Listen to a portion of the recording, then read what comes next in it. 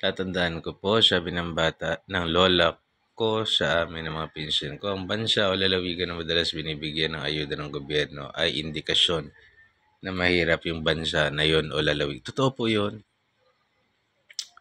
Na, na yung mga sa Japan ba, nakakita ba kayo ng mga nag-aayuda sila? Japan na isang maayos na bansa. Singapore. Sa Japan po kasi kahit na janitor doon, naka-coat pag lumabas. Pagkatapos siya sa kanyang trabaho, naka-coat and tie or naka-dissenting damit, dissenting sasakyan, hindi mo na ma-distinguish kung sino yung amo at kung sino yung employee. They all have dignity of work.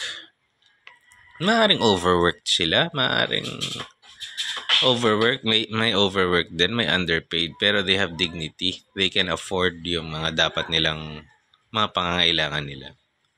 Sabi sa'yo, janitor may kotse. Sa atin kasi, gusto ng mga namumuno sa atin na mahirap tayo. Pag mahirap kasi, kayang paikutin. Mas madaling linlangin, mas madaling lokohin, mas madaling paikutin. Kung kaya't yung mga ayuda na yan, dyan sila nagfo-focus. Kunwari, tingnan mo naman yung timing. Can you imagine kung nagkaroon ng calamity ngayon? Wag na may tulot ng Diyos, ubos na nila, na ipamigay na nila yung ayuda nila dahil pinayagan silang mamigay ng ayuda ngayong mag-e-eleksyon. Di ba't mali?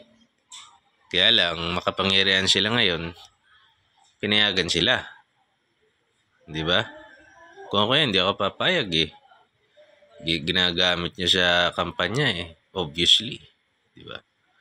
Pero, ganun talaga ang bansa natin. Comelec yata, pinayagan sila. So, kaya, totoo yun. Pansinin niyo yung mga naghihirap na bansa. Lahat. Yung mga malayo ang disparity ng mayaman sa mahirap. Malayo yung gap. Like India. Although gumaganda ang ekonomiya nila, pero ang layo ng disparity ng mayaman sa mahirap doon. Same with here. Di ba? Same dito sa atin.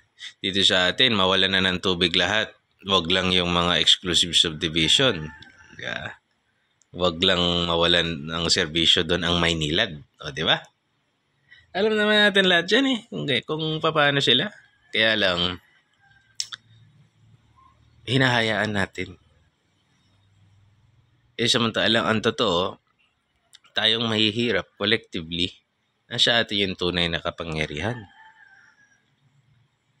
Kaya lang, hindi tayo nagtutulungan. Hindi tayo pumipili ng tama, hindi tayo collective, watak-watak tayo. Ganun ang gusto nilang gawin. Mas madaling paikutin. Anyway, God bless po.